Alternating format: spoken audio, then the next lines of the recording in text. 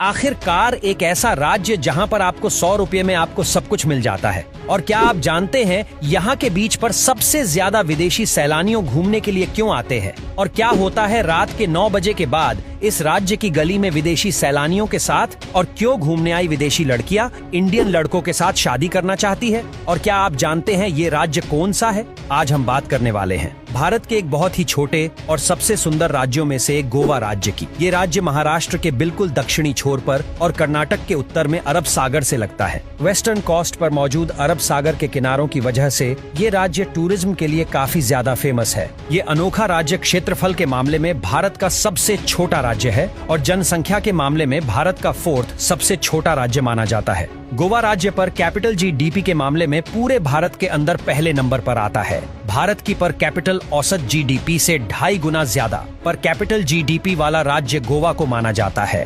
National commission of population के मुताबिक गोवा के लोग भारत में सबसे अच्छी क्वालिटी ऑफ लाइफ को एंजॉय करते हैं और ह्यूमन डेवलपमेंट इंडेक्स के अंदर गोवा तीसरे नंबर पर आता है। गोवा में रहने वाले नेटिव लोगों को गोन्स कहा जाता है। 2011 की जनगणना के अनुसार गोवा में करीब 1 करोड़ 4 लाख लोग रहते हैं। सिक्किम, मिजोरम और अरुणाचल प्रदेश के बाद गोवा ही वो चौथा राज्य है जहां पर सबसे कम जनसंख्या पाई जाती है। गोवा में 1 किलोमीटर के अंदर लगभग 394 लोग रहते हैं, जो हमारी नेशनल पॉपुलेशन डेंसिटी 382 व्यक्ति प्रति किलोमीटर वर्ग है। वर्ग किलोमीटर से थोड़ी ही ज्यादा है। गोवा राज्य कोंकण भूभाग के अंदर आता है, जो भारत के वेस्ट कोस्ट पर मौजूद एक लंबी पट्टी में फैला हुआ है। ये राज्य कुल 3702 वर्ग किलोमीटर के क्षेत्र में फैला हुआ है। इस राज्य में एक 160 किलोमीटर लंबी कोस्टल लाइन मौजूद है, जो दुनिया भर के टूरिस्ट को अट्रैक्ट करती है। गोवा राज्य को 30 मई 1987 को बनाया गया था। गोवा की राजधानी को पणजी कहा जाता है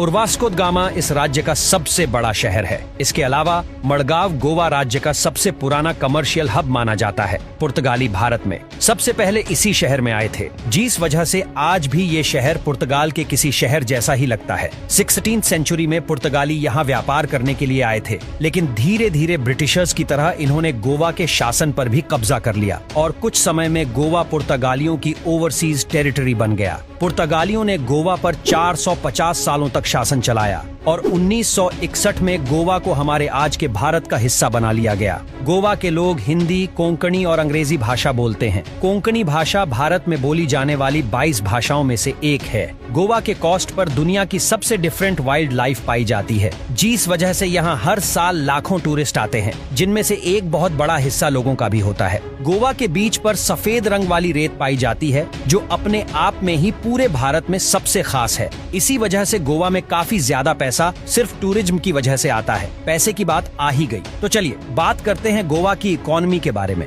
2017 में गोवा की जीडीपी 11 अरब डॉलर थी और अभी की बात करें तो भारत में सबसे ज्यादा पर कैपिटल जीडीपी के साथ गोवा सबसे अमीर राज्यों में आता है। गर्मियों और सर्दियों में गोवा के अंदर टूरिस्ट की भरमार लगी रहती है। भारत में टूरिज्म के लिए आने वाले कुल विदेशियों में से 12% तो केवल गोवा में घूमने के लिए आते हैं। भारत में काजू और नारियल की खेती भी सबसे ज्यादा तटीय राज्यों में की जाती है, जिनमें से गोवा भी एक प्रमुख उत्पादक राज्य है।